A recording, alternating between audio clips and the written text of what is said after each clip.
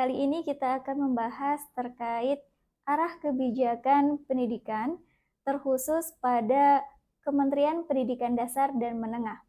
Nah, Kementerian Pendidikan Dasar dan Menengah ini memiliki 12 program prioritas sebagai penerjemah Astacita yang keempat. Nah, 5 program diantaranya adalah Deep Learning, pembelajaran coding dan AI, penguatan pendidikan literasi, numerasi, dan sains teknologi. Kemudian yang keempat ada penguatan karakter dengan 7 kebiasaan anak Indonesia hebat. Dan yang terakhir ada tes kemampuan akademik atau TKA. Nah, untuk bahasan yang pertama, kita akan membahas terkait TKA atau tes kemampuan akademik. Menteri Pendidikan Dasar dan Menengah mengeluarkan Permendikdasmen nomor 9 tahun 2025 tentang penyelenggaraan tes kemampuan akademik atau TKA.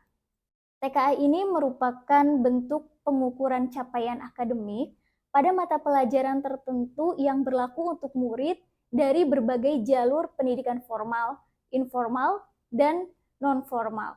Tujuan dari tes kemampuan akademik ini adalah menyediakan data capaian akademik yang terstandar, kemudian menjamin akses kesetaraan hasil belajar dari pendidikan non-formal dan informal.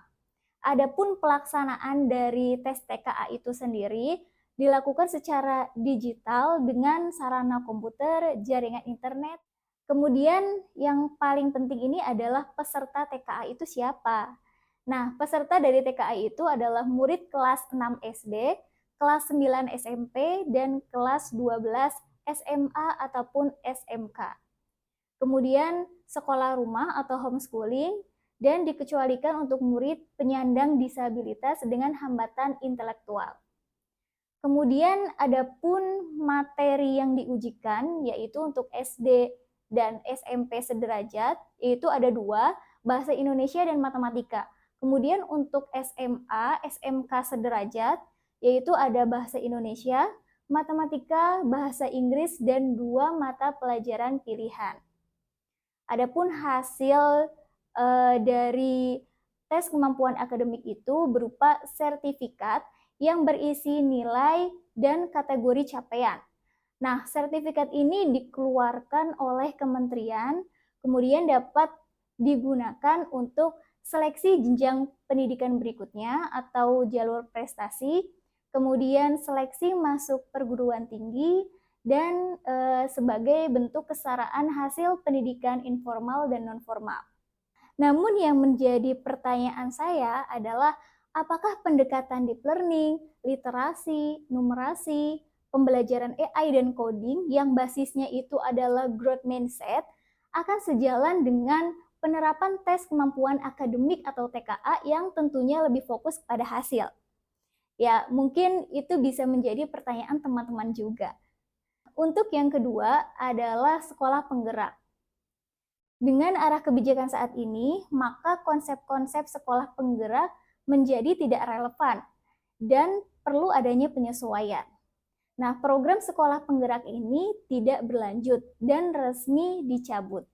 Karena konsep sekolah penggerak sudah tidak relevan lagi dengan konsep pembelajaran yang ada pada program prioritas Kemendikdasmen. Pencabutan program sekolah penggerak melalui Kemendikdasmen nomor 14/M/2025 masih menimbulkan pertanyaan Pemda dan satuan pendidikan. Di antaranya, bagaimana keberlanjutan intervensi sekolah penggerak, terutama angkatan ketiga, dan yang kedua, bagaimana dengan sisa dana BOSP kinerja sekolah penggerak yang masih ada di rekening satuan pendidikan. Penggabungan BOSP kinerja sekolah penggerak dengan BOSP kemajuan terbaik menjadi nama BOSP kinerja terbaik. Sekolah yang menjadi pelaksanaan program sekolah penggerak itu tetap mendapatkan dana BOSP kinerja terbaik, baik angkatan 1, angkatan 2, ataupun angkatan 3. Manfaat dari dana BOSP kinerja terbaik itu difokuskan pada kegiatan pembelajaran mendalam dan coding ataupun AI. Kemudian pembahasan kita yang ketiga yaitu tentang lembaga penyelenggara diklat. Nah, implementasi pembelajaran coding dan AI akan dilakukan dengan bekerja sama dengan lembaga penyelenggara diklat. Nah, adapun kelebihan dari kerjasama dengan lembaga penyelenggara diklat, itu yang pertama mendapatkan pelatihan dan modul, kemudian mendapatkan instruktur profesional dan berpengalaman. Kemudian yang ketiga memiliki kurikulum pelatihan yang terstruktur dan berbasis kebutuhan. Kemudian ada memungkinkan peserta ini mendapatkan sertifikat yang diakui secara nasional maupun internasional. Kemudian pelaksanaan ini dapat dilakukan secara daring, luring, ataupun blended learning sesuai dengan kebutuhan peserta.